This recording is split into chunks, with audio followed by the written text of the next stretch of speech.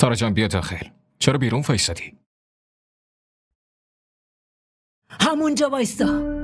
پاتو داخل نذار. همونجا بمون. مادر جون من اومدم ازتون معذرت بخوام. واقعا؟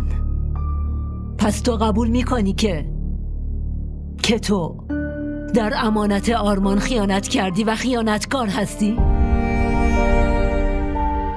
شما چی داری میگین مامان؟ تو ساکت باش.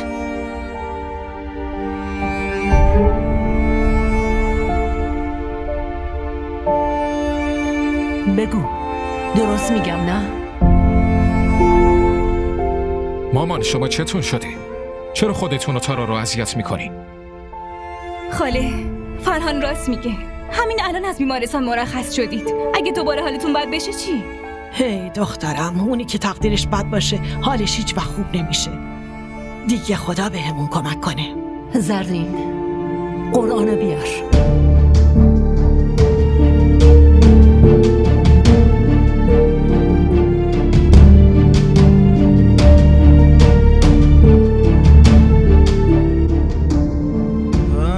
الان قرآن شهادت اینا میده. مامان چه نیازی قرآن رو بیاریم وسط؟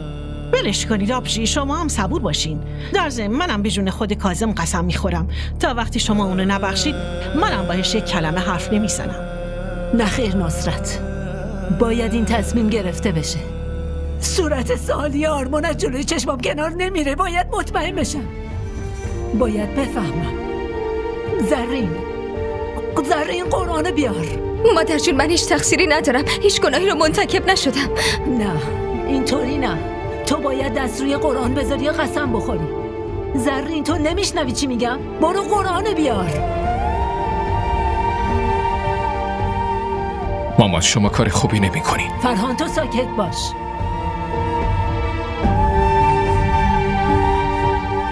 قرآنو ببر جلوی اون.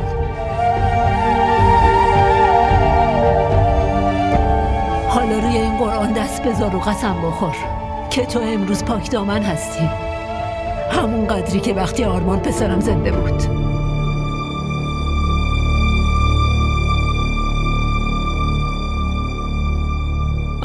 ببین تارا، اگه قسم دروغ بخوای بخوری مجازات خیلی سنگینی داره.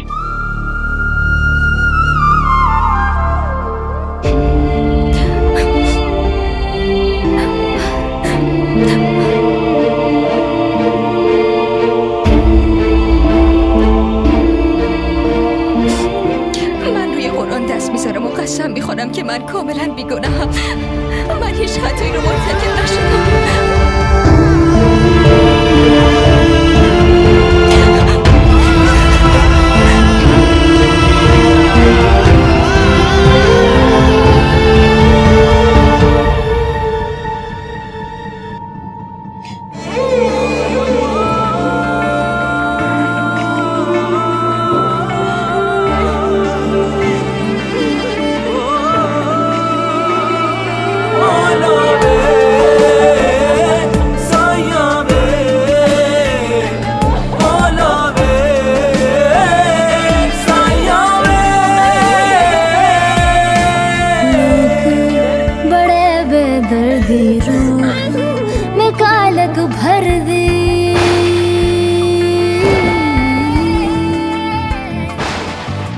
लोग बड़े बेदर्दी रूह में कालक भर दे। सच्चा साईं बख्शे जान है रब रब कर दी।